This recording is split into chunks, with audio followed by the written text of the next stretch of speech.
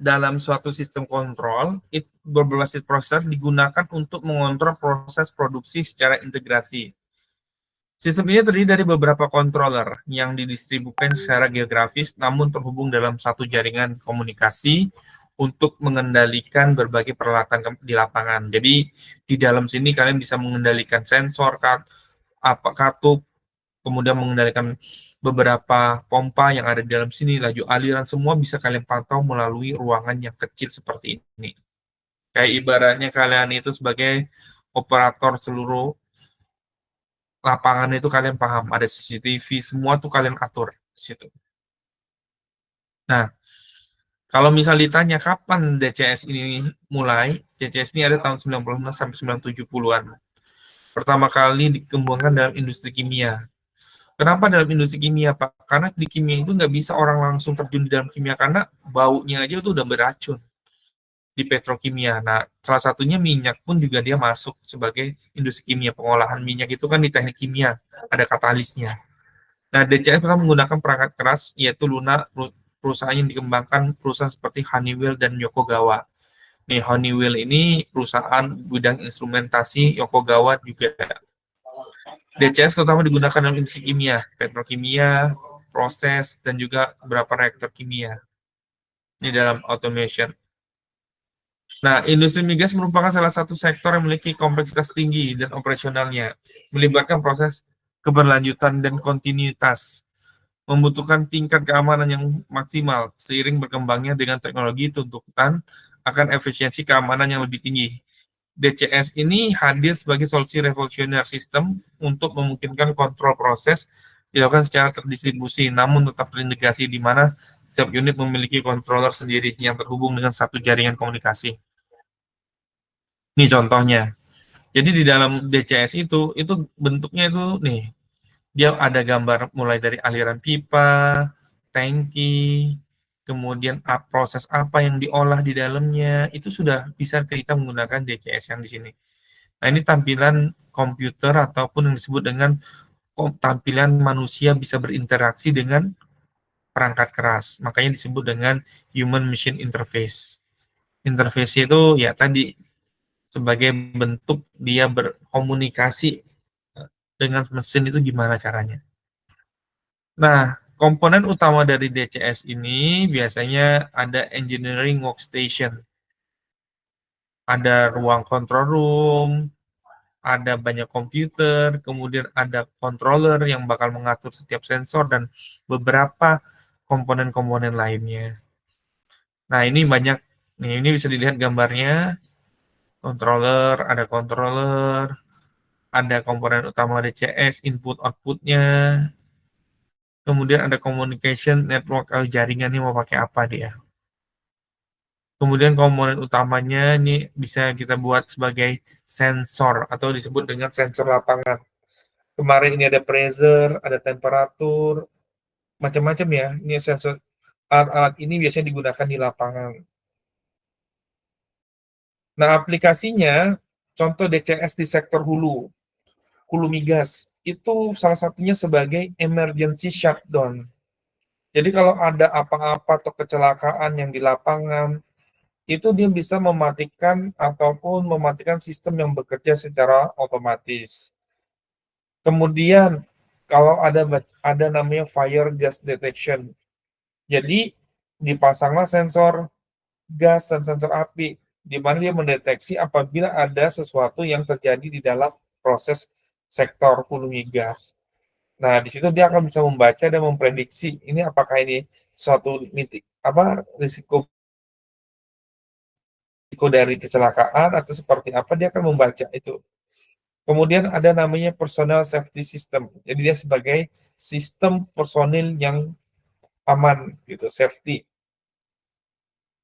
Nah, aplikasi di dalam suatu industri sektor migas selain sebagai itu ada juga di proses control refinery. Control refinery itu sebagai distillation control, dia ada proses distilasi, dia bisa ngatur temperatur, dia berpindah dari bentuk zat berpindah lagi, itu bisa menggunakan waktu pada kontrol refinery-nya itu bisa kita ketahui.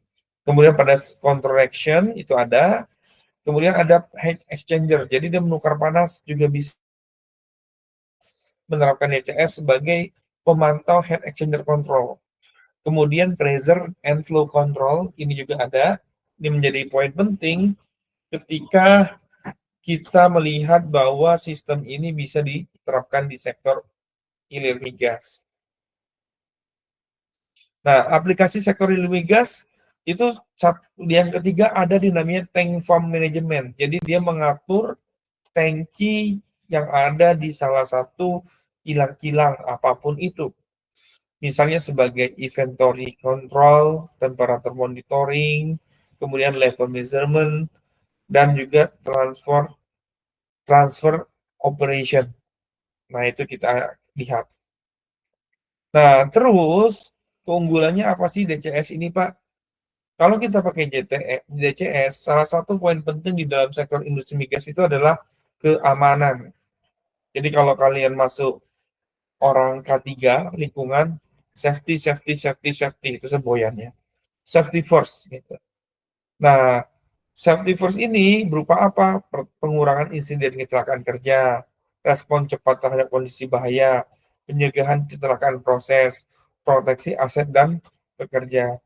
Kalau di perusahaan tersebut ada yang kecelakaan gimana, Pak? Maka perusahaan itu akan dicabut izinnya nanti. Bisa dicabut izinnya kalau pemerintahnya ketat. Nah, tapi kalau sudah ada K3, nah salah satu mengurangi risikonya tadi adalah dengan implementasi K3.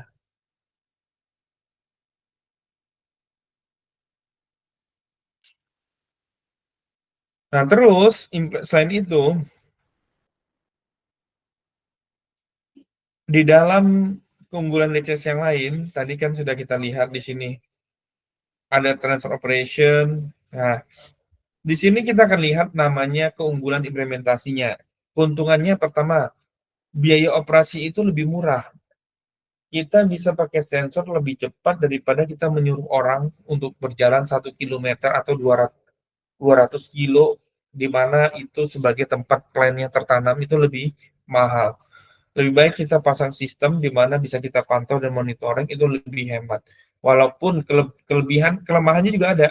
Biaya utama instalasi itu mahal biasanya. Semakin canggih sistem itu dipasang, instalasi awalnya mahal, yang mengakibatkan biasanya akan diminta budgeting atau perhitungan yang sangat akurat untuk menekan biaya instalasi. Kemudian peningkatan kualitas produk itu otomatis itu. Kalau semua sudah bisa monitoring, maka kualitas produk itu meningkat. Pengurangan waste, kemudian optimasi sumber daya.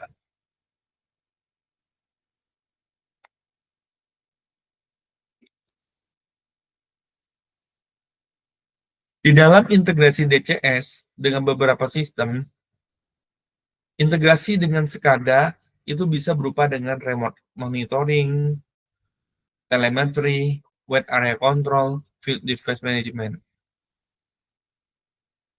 Nah, di sini pada sistem DCS ini ada namanya istilah Safety Instrument System atau yang disebut SIS.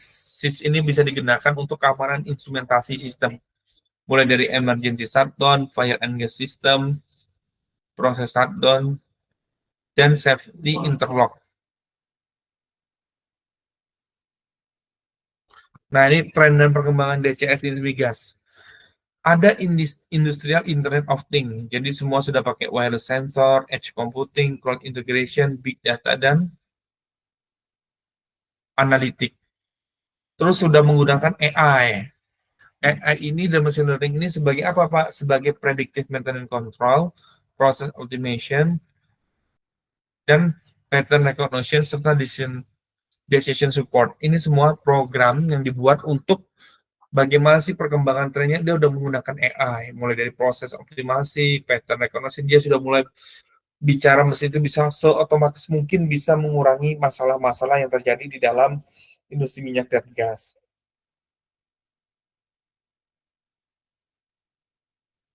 Habis ya, thank you. Ada pertanyaan sampai di sini? Cepet bener habisnya.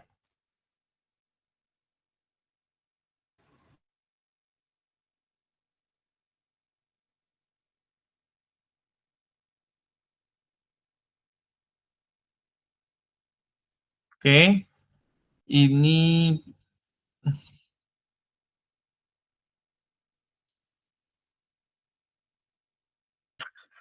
PPT 5 ya. Ada pertanyaan sampai di sini?